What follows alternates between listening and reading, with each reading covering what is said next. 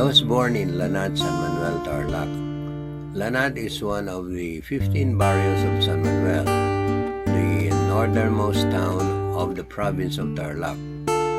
We call these barrios when I was growing up in San Manuel. Today, we call these barrios as barangays. These are housed in Lanad. The name of Barrio Lanad was taken from the word Nalanat. It is an Ilocano word which describes oily and wilty leaves of forest trees. Lanat was a forested area which was cleared for agriculture purposes by early settlers. Some said that our town of San Manuel, once a barrio of Moncada, Tarlac, was started in 1901, while others said that it was founded in 1908. However, the official founding of our town is stated as February 25, 1909. You have to introduce a little of yourself and then about history of the town. You know. Maybe we have to start from the history of the town siguro. Kailan ba na-found na San Manuel? 1908 nung grade 3 kami, 1908 na ba? 1909. Yeah. Okay. So we'll have to start from 1909 to give a background. We are doing this because we are from San Manuel. Introduce yourself first before you. I am Mr. Manuel Barit. Just to start with the history, San Manuel was founded by Manuel de Leon. Became the governor of the province of Tarlac. San Manuel was part of Moncada before, and after a while, Governor Manuel de Leon spearheaded the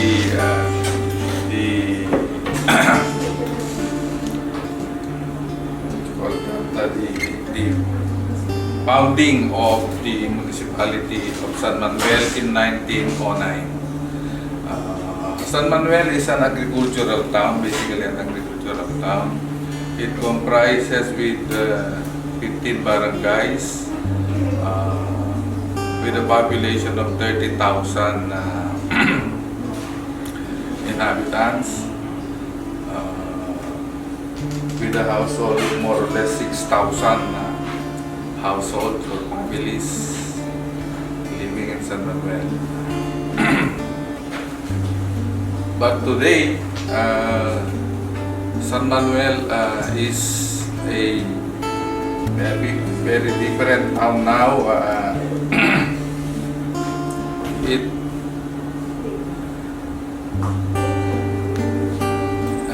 started during the administration of former Mayor Benjamin Disa Tisoro, who is I consider him a one-of-a-kind leader of San Manuel. We started the development. I called him the architect of the new San Manuel. He laid the foundation of what San Manuel is, what is San Manuel now, and it was continued by his daughter, our mayor now, Honorable Doña Licencia Tesoro. And right now, our town is fast developing into a not only in agriculture but in commercial and industrial so let's say town in the province of Tarlac. That San Manuel was only a barrio of Moncada had a painful effect on me when I graduated from high school in Moncada. I was the valedictorian of the said high school from first to third year together with a girl from Moncada. That was alright with me. But when we graduated from that high school, the salutatorian, a daughter of one of the officials of said school, suddenly became the valedictorian. Even if she could only top in examinations just one subject, that's physics.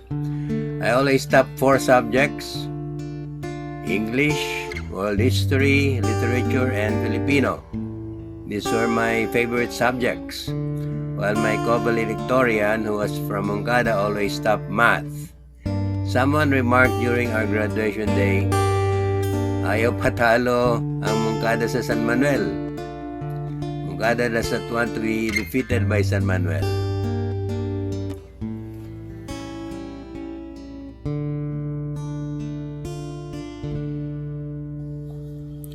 Tarlac is one of the first 8 provinces which joined the 1896 Philippine Revolution against Imperial Spain, which had colonized the Philippines for more than 3 centuries. The revolt in Tarlac against Imperial Spain was led by General Francisco Macabulos. My grandfather from the mother's side, Captain Francisco Lasierna of the army of General Emilio Aguinaldo, was one of the officers of General Francisco Macabulos. General Macabulos liked my grandfather Francisco for his fierce loyalty to him and because they have the same first name, Francisco. My mother, Francisca Lasierna, is the second to the eldest among the 5 children of Captain Francisco Lasierna, who is from San Antonio, Zambales, and Victoria Lucero from Tagudin, Ilocos Sur. She met my father, Aurelio Mercado, in San Clemente, the most western town of Tarlac and close to Pangasinan. Family photo in Pulumulok, South Cotabato, taken in January 1982, shows my father, Aurelio Mercado Sr., with me, my wife, architect June Morales Mercado, our boy John Mark, then 2 years old, and now an engineer. He graduated from UP Diliman, and our baby Jerusalem Angela, then 3 months old, and now chemist. She also graduated from UP Diliman and a medical doctor. And Mary Lou, our helper, when I was the principal of Jose Valencia Academy from school years 1981 to 1983. Our third child, Joan Gregoria Francisca, was born in Quezon City on November 5, 1984, when we returned to Quezon City from South Cotabato. My mother was a brilliant pupil during the American period. Her American tutors promoted her from grade 1 to grade 2 in the middle of the school year. When she was in grade 3, the American teachers promoted her again to grade 4 in the middle of the school year. When she was in grade 5, her American teachers wanted to promote her again to grade 6 in the middle of the school year, but her father died before she could be promoted. She mourned his death, and her loss affected her studies that year. She refused to be promoted to grade 6 because, according to her, she could no longer devote much time for her studies because she had to help her mother earn each day's expenses of their family by selling fish, fruits, and vegetables. My father was then assigned in San Clemente, Tarlac starting 1930 as a public school teacher in San Clemente Elementary School from 1930 to 1932. This was during the American period in the Philippines, which my parents called as peacetime. The town of San Clemente is beside Camiling, Tarlac, the town where Leonor Rivera was born and where she grew up. Leonor Rivera is the girlfriend of the Philippine national hero Dr. Jose Rizal Mercado for 11 years, from 1880 to 1891. My parents were married in San Clemente, Tarlac in the Philippine Independent Church. The Philippine Independent Church is a breakaway church from the Roman Catholic Church in the Philippines after the 1896 Philippine Revolution against Imperial Spain. It was founded by a very nationalist Roman Catholic priest named Father Gregorio Aglipay. In the school year of 1933-1934, my parents moved to San Manuel, Tarlac because my father was assigned as a teacher in San Manuel Elementary School from San Clemente Elementary School. San Manuel Elementary School is located in Barrio Lanat, where I was born. It is the main elementary public school of the town. One of its outstanding pupils is two-time Philippine Senator Jose Roy of Moncada, Tarlac. For reasons unknown to this day, the young Jose Roy studied in San Manuel Elementary School. I'm the class valedictorian of San Manuel Elementary School from grade 1 to grade 6, from school year 1961 to 1967. Of course, I'm proud of my academic achievement. My teacher in grade 1 is Conchita Lorenzo Fernando, Mrs. Filomena Miliado in grade 2, Mrs. Eulalia Quaresma in grade 3, Mrs. Ursula Cabading in grade 4, Mrs. Emilia Garcia in grade 5, and Mrs. Felicidad Domingo in grade 6. In the school years from 1958 to 1960, my father transferred his teaching venue from San Manuel Elementary School in Barrio Lanat to Gabaldon Primary School. He used to bring me to Gabaldon Primary School on his bicycle. The Gabaldon School building was built from 1932 to 1936. It stands to this day.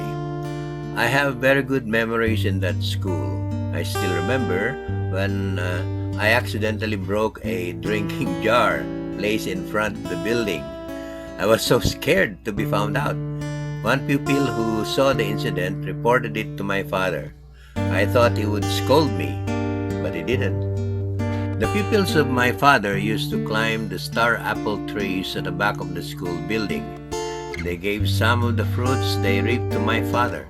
My father, in return, gave the violet-colored fruits to me, and I consumed every star apple my father gave me. That's how I like fruits even as a kid. This is the Gabaldon Public School building. It is the only building left in San Manuel. which was built in the 1930s during the American colonial period.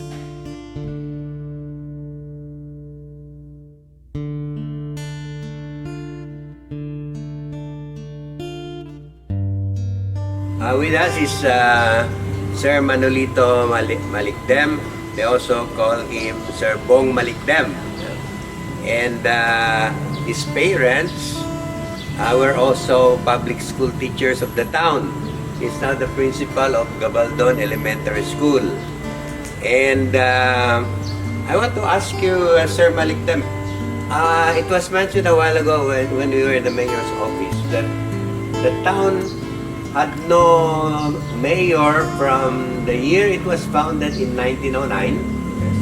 By then, Tarlac Governor Manuel de Leon until 1931. Can you say something about that?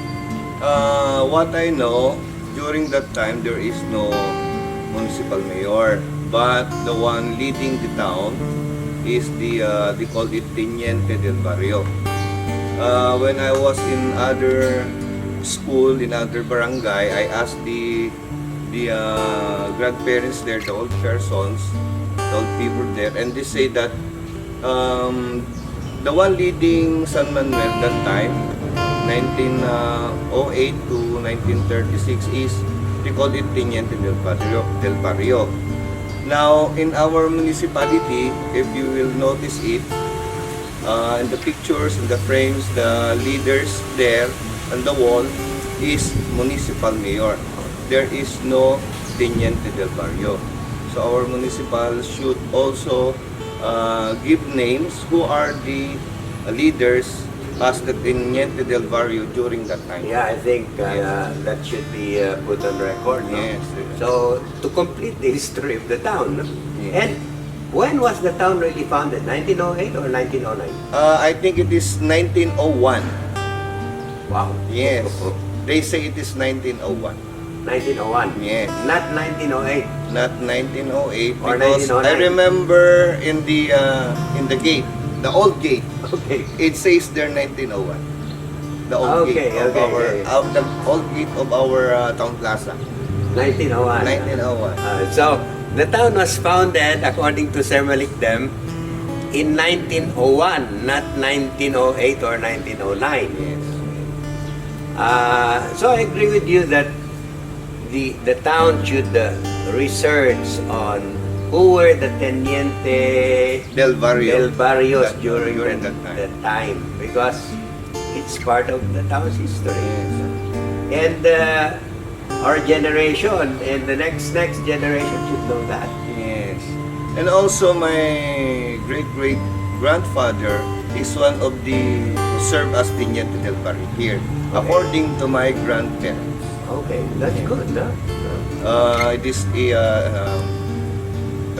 his surname is Paragison, related to Felix, to Pansipra, who are here, old families in San Manuel. So there is the what we call it, the Teniente del Barrio who leads the town during that time. During the time, okay. So, it's a challenge now to the municipal government officials to do a little research on who were the leaders of the town from 1901 to 1931. 31, yes. That is 3 decades. 3 okay? decades, yes. We should know who were the leaders then. Otherwise, we have Incomplete an incomplete history of the town. Yes. So, Mayor Doña Tesoro, we are calling your attention to request your staff to do some research on the history of our town. We are here in Salcedo, one of the barrios of our town, San Manuel, and we are interviewing one of the former officers, officials of the town, former Vice Mayor Malin Malaso, Rivera. Yes, sir. And is a friend of ours. I would like to request her to tell us something about her childhood. What does she remember of San Manuel? Because the topic about our memories of our town. So, Malin? Yeah, good morning everyone. I'm Mrs. Emeline Malaso Rillera. I live here at Salcedo San Manuel, Tarlac since childhood. Vice Mayor, when was the actual founding of San Manuel? Some claim it's 1901, others 1908, others 1909. And this used to be a barrio of Moncada. Yes. And it was the hacienda system was in effect before it was founded. So, can you comment on that? Yeah, based on our record, the San Manuel started February 25, 1909, based on our record. But before that, it was invaded here in our town, the hacienda system, which is here in Salcedo, the haciendero, namely Gonzaleses, Villarreal, the same time the Coancos, and the other nearby barangays, especially here at San Agustin, it's also Coanco, and San Narciso, Coanco, and Fabis, and at the same time San Felipe, also Xoco, and then that's including San Miguel and San Jacinto, and Poblacion, Lim Xoco Bautista, owned by the hacienderos, up to Pulubot and San Vicente. It's also owned by the hacienderos, de Rodriguez and Fabis. So our town was invaded by and owned by the hacienderos before it was founded 1909. So right now, when we have the presidential decree number 27 during the Marcos time, there is a proclamation that all the lot or the farm lot owned by the hacienderos was awarded to the farmers beneficiaries. So there's a portion for the owners, which is indicated in the Republic Act, and then those are the actual tiller will be the owner of the lot, who's the farmers, and then it was awarded to them with the title, the Emancipation Patent, the CLOA, but then they're obliged to pay to the government, which is transferred to the Land Bank of the Philippines, and the other lot is paid directly to the owner.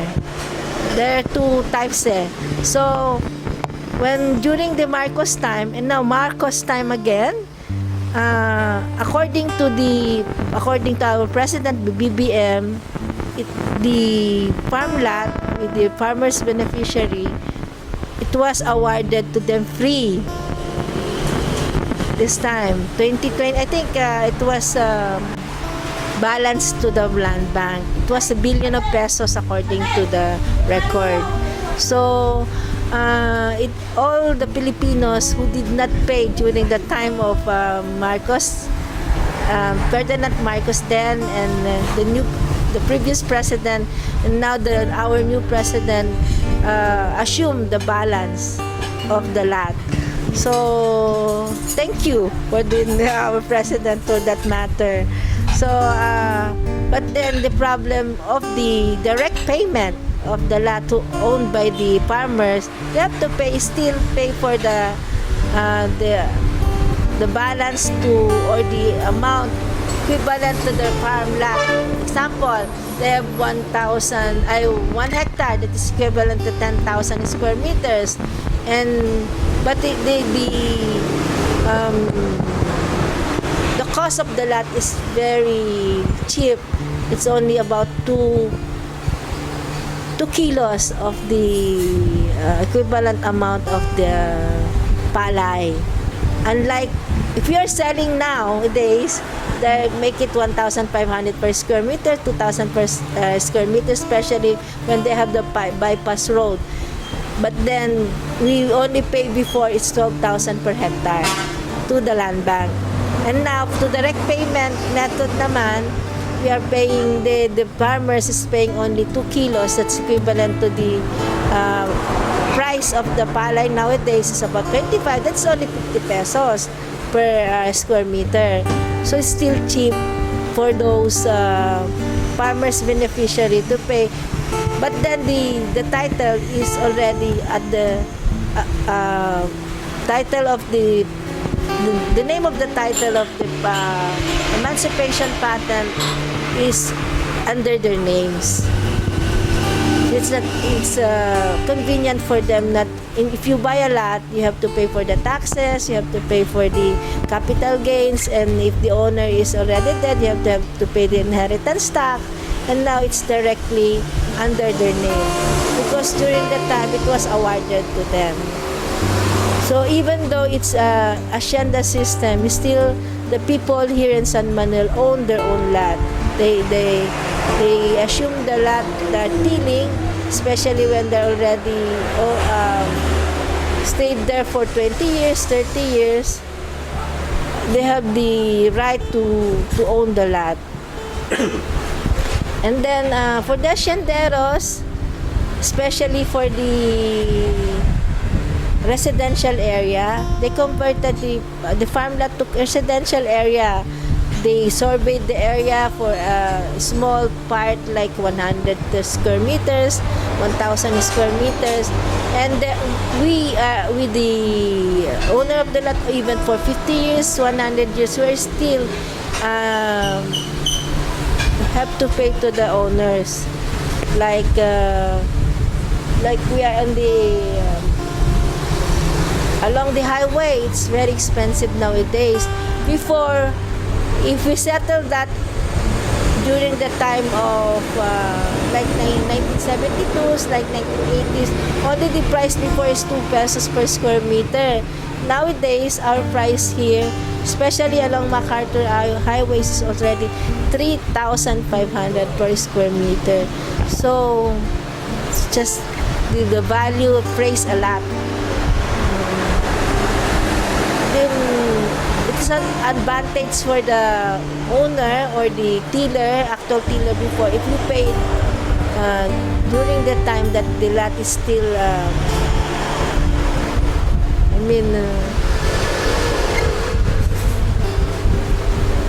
what we call that, they're still willing to accept the payment. Now you cannot find them and pay especially here in San Manuel. It's under National Housing Authority. The National Housing Authority is I don't know how Shoko and Lim Bautista have the negotiation with the Housing Authority, because the Housing Authority is now the one controlling the area. The people will be the one, the people or the tenant there, the actual tenant or the one who owns the residential area will pay the actual payment to the National Housing Authority. It's not under the Shoko or Lim Bautista hacienda. Even our the church, what we call that, the municipality of San Manuel, all the roads there is under Shoko before, but now it was awarded to the national government, to our local government unit without paying them. It's free from the National Housing Authority. So that is about 29 titles awarded. It was done during the time of Jopet, and then followed up under the name during the time of Rene Malasa, Mayor Rene, Mayor Jopet, Mayor Rene, and then during the time of Bining Tesoro, they gave it the 29 titles. Oo. All residential. And at the same time, the municipality, the plaza, was awarded, owned by the government. The plaza was donated by the Lim Sioko. Yes, it was donated by the Lim Sioko family. No? Superseded. Okay. Malin, there is a commitment from present, no, under the administration of President Bongbong Marcos, that the United States and Japan will invest initially a big amount, 100 billion US dollars. No? Yes, sir. For investment in manufacturing of different kinds, but probably mainly cars. Is there a possibility that foreign investors, and I refer to these countries particularly because of their commitment to the Philippines, can come in and start their production here? Here in San Manuel, sir? Yes. Well, yes, we can recommend. We have a lot of open areas, a farm lot here. We can convert that for the manufacturing. We can put it at a zone for the manufacturing. Here in Salcedo, we still have a open lot of 26 hectares that can be converted and can be consolidated. 26 hectares is only one owner, and then we can consolidate from other farmers. So from 26, we can go own up to 100 hectares, going to Santo Tomas. If the farmers is allowed, or they're also in favor for that kind of system. So we can invite some investors for that matter, because for the actual lot area, it's recommended for the manufacturing, especially if they have the car manufacturer or any kind of as long as it's not hazardous for the health of the people of San Manuel. That will be welcome to us. Yeah, because that will generate jobs. Yeah, that can generate jobs, and at the same time, it can uplift our economic activities here in San Manuel. The rentals, the apartments, and also we can construct some housing if we have those kinds of manufacturing in San Manuel. That they can work out with our local government unit, most especially. Maybe they can have the partner with the local government unit, and at the same time to the people of San Manuel, especially the owners of the open lot, like the farm lot here in San Manuel. Okay, in relation to that, in countries like Thailand, Vietnam, even Cambodia, they're developing farm tourism. So the investors that come in, they prefer the countryside instead of staying in Manila. So, is there a possibility for our town to develop farm tourism? Actually, sir, we can develop farm tourism here in San Manuel, because this is gateway to north. It's connected with the Pangasinan and at the same time Tarlac. And developing town and developing province, we have a lot of open bypass road, the Tiplex, and at the same time the Esitex. So it's easy for the commuters or the tourists to visit our place. In case nearby provinces like Pangasinan, they have a lot of resorts there and some beautiful places.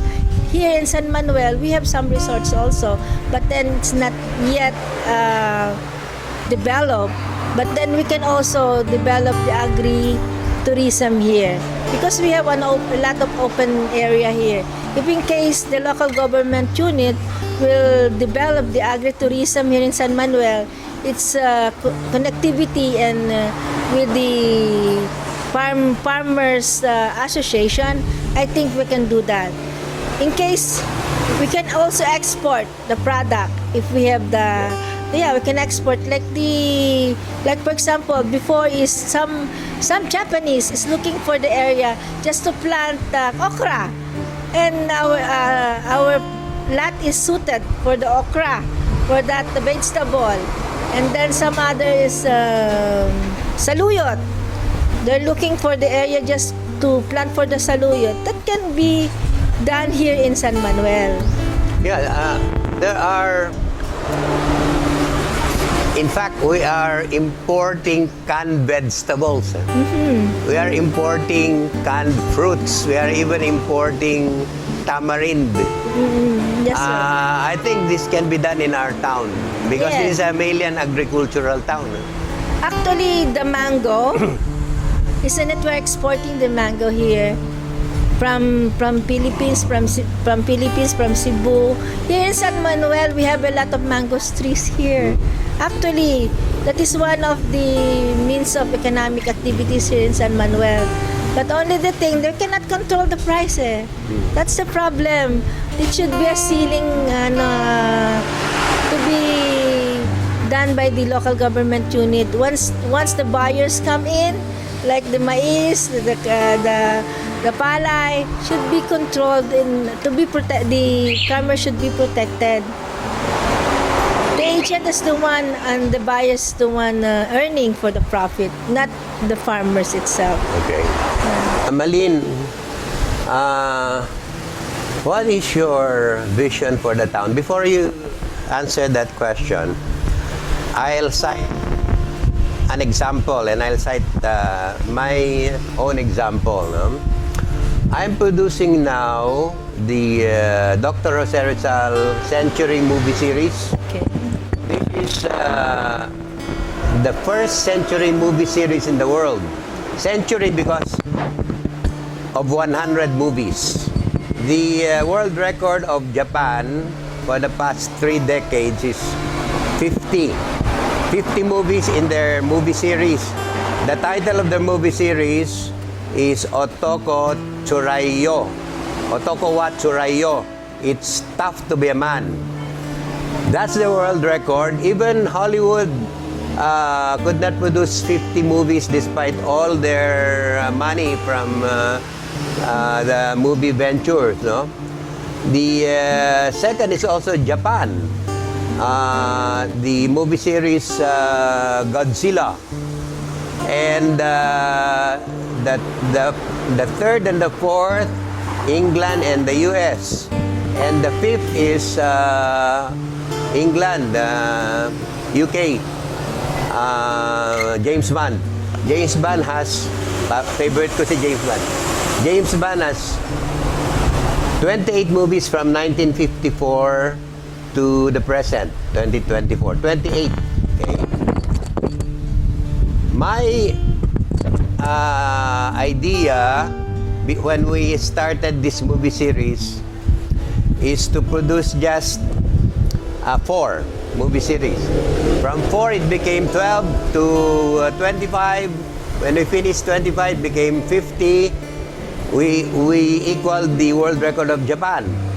This time, I want it to be more memorable.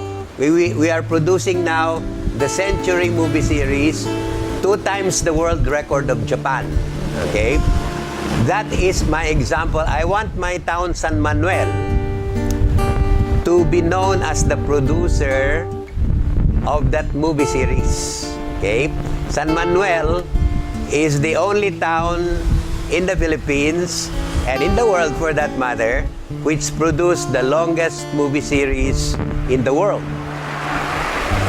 And we are doing that now. Now, this is my question.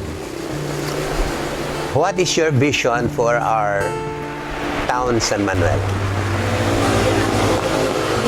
Progressing town San Manuel.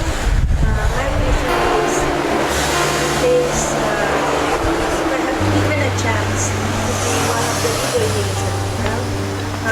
Maybe because of we are on the agricultural product like corn, we have to concentrate on the corn product. Like for example, we can invite some investors to come here and put up a business in our town. And at the same time, as a farmers, they will plant and produce the corn plant. Then when the people will harvest that, the middleman will just go to our investors to have their own manufacturing in our town. And at the same time, the people, like our children, can work within the manufacturing business. It's the investors. So if you have the big manufacturing business here in San Manuel, like corn, we can also have the return of investment, like they have to pay the taxes, they have to pay the business permits, so that will be the earnings of the local government unit. And at the same time, the price will be controlled. So it is for the betterment of the farmers of San Manuel, if that will be the case. Okay, kindly explain that further. How will the farmers benefit? Who will handle there's a middleman, right? Yeah, yes, sir. So the middleman is in charge of buying it, and then they sell it to other areas of the country. And the farmers in our town lose Yes, because of low prices. low prices. So what is your idea for that? Yeah, the farmers can make a profit for that matter, because the price is controlled at the same time. If we have the manufacturer here, we have the big manufacturer of corn here in our town, of course the price will be controlled. We have the ceiling price for the farmers. The assurance of the profit and it will be favorable for the farmers, because they cannot play around with the agent with the prices. That is the most important, sir. So we can control the price, and at the same time, there is an assurance that our farmers will get the price high, and at the same time the profit is with the assurance, and at the same time the people here in our town will also have the job, because this is labor oriented. For the investors, it's up to them how they will make the money. They can also export, and they can also sell it locally to all the bodega. Like sometimes we have some seller here from different towns, but the most important, we have the manufacturer, or we have the one of the big businesses, because we have empty of lots to put up that kind of business. It's up to us, it's up to our local government unit to negotiate with them. And at the same time, it can also the middleman for the prices, because we can assure from the barangays up to the local government unit to control the price. So you're saying now that you want to see manufacturers of feeds, for instance, put up the companies here in our town. Yeah. There is a commitment from the United States and Japan to invest an initial of 100 billion US dollars in the Philippines. Is there a possibility for the municipal government to invite Japanese or US investors to come and invest in our town? Is there an idea already for that? And if in the future, do you have that desire to invite foreign investors to come to our town and put Precisely, sir. Precisely. their businesses here? Yeah, precisely. Even who will be the leader is, they have the vision and mission to invite some investor to uplift our economic activities here in San Manuel. We wanted to be progressive town. even though whoever it is, who even I'm the one or the other persons will do that, or even our local, even our present administration or present leader can invite anyone who can invest here in our town, because this is promising town. The gateway to North, and at the same time 2.5 hours going to Manila, going to somewhere accessible to all, for the vehicles, accessible to all the people, the tourists and everyone. It's easy to find, it's easy to, and the people here are easy to get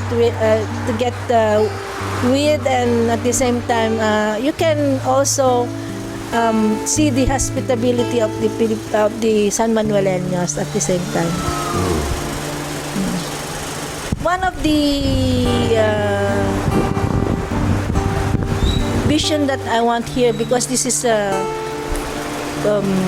agricultural town, even though we are only small town, but we need an agrarian reform office there, a municipal or MARO, we call it MARO. We don't have here in San Manuel. If we have to make a processing of our papers, we have to go to Victoria in Tarlac, even thrice a week. They have to attend here our needs for the farmers.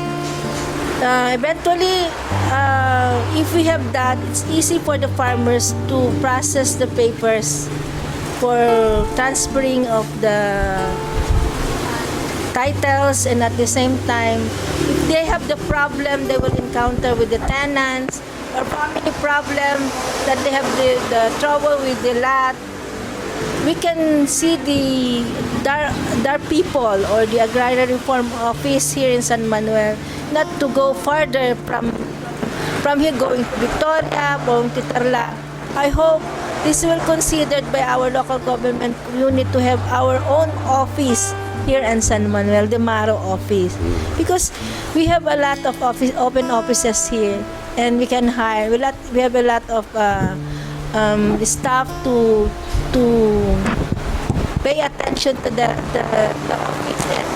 The people from the MARO office, from the provincial level, can come even thrice a week to attend the problems of the farmers with regards to the farm lot or the lot they have tenanted. Thank you. Okay.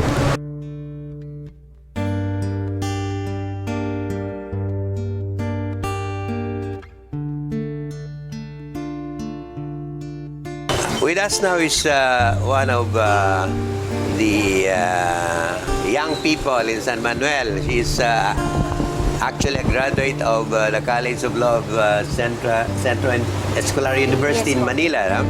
She's from San Manuel in Barangay Salcedo. Maru, kindly introduce yourself a little.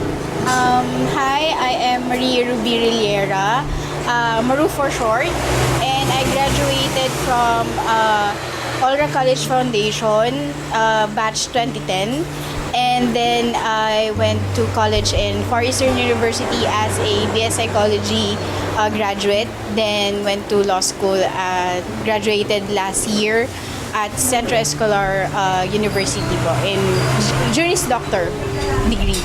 Okay. Maru, what do you remember about your childhood here in San Manuel? I remember when I was little, we're just vacationing here with my mom and dad, since this is where they were born. So my grandma and my grandpa is here, native here in San Manuel, so they live here in Salcedo. We usually go on vacation here every year, but when I was 6 years old already, I think we transferred here because my grandma and grandpa need someone to take care of them. So my mom and my dad went here and live here. So this is where I started my kindergarten in actually in Rosales, Pangasinan, here in Little True Play School. But then when I when I was in grade 4, because my dad is going in law school, so we need to transfer me and my sister. My sister is also a native here in San Manuel. We also graduated here in Olra as well. So I graduated in Olra until I went to high school. So I remember here in San Manuel, we have lots of friends, and the festivities during fiesta, since my mom is a counselor, and my uncle was also a vice mayor at that time. So we enjoyed the festivities because we're with our friends. Most of my childhood was really here in San Manuel, and my core memories are also here. Not only because those are the things that I can impart with my children in the future. So yeah, the festivities, the friends that we make, the family, not only the family by blood, but also by also friendship as well. We have a what we call a kasambahay, but she's a part of our family now because she is spending most of our lives with her, taking care of us, mama and papa, my sister, and she's been 27 years. She has been with us until now, 27 years. So yeah, aside from the surroundings, I actually miss the weather here because when I was a child, it's the weather here is nice, but I don't know, but the climate now here is very hot. I think because of the structures that are building here in San Manuel. But it's nice to see that our town is progressing. Yeah, that's my childhood here. Playing with different kids or with our neighbor, going to school, having programs with everybody else, and especially the fiesta when I was little. So that is my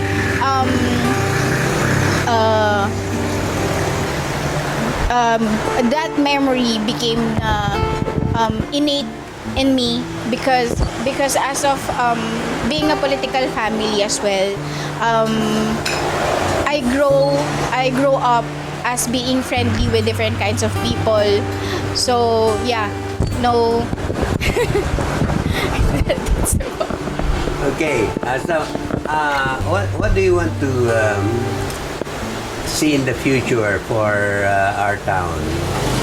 Because we grew up here, we were born here, and more or less you have a vision of what you want to see in the town in the future.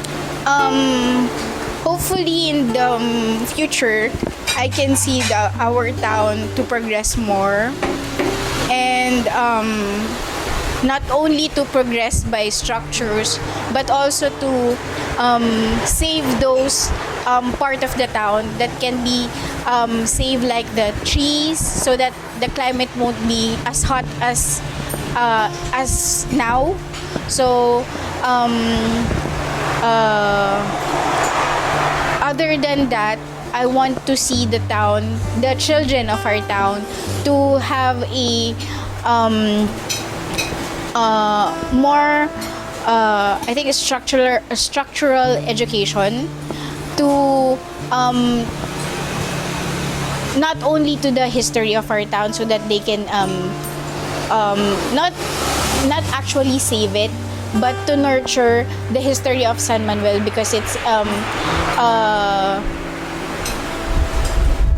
if they know the history of our town, they know how to protect not only the people here, but also the place itself. So I want to reiterate that not only the structures can see the progression in someone else's towns, but also the people. So the education of the children, it is very important.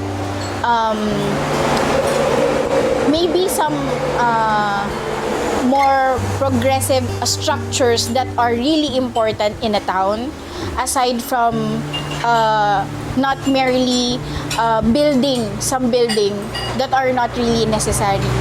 And hopefully it can other issues can be addressed, such as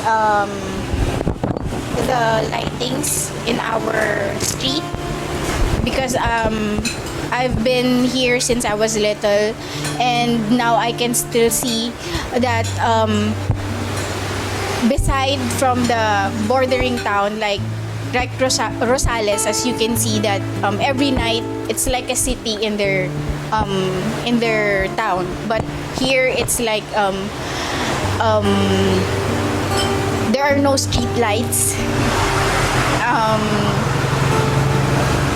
Yeah, just to protect the motorists that are coming through, since this is a highway that going to north. Yeah. So, Okay. for the young people in our town, my first advice to you is to study hard, so that it will be your key to success in the future, and that for the youth, for us to contribute in our town, my advice is to know what are the needs of our town, and be compassionate to everyone, that if you know you can help, you can do it. My heart has never left my hometown, San Manuel. It is the town closest to my heart. I have beautiful and unforgettable memories of youth there in San Manuel, which, if I relate all, even a 2-hour movie won't be enough to contain my narrative.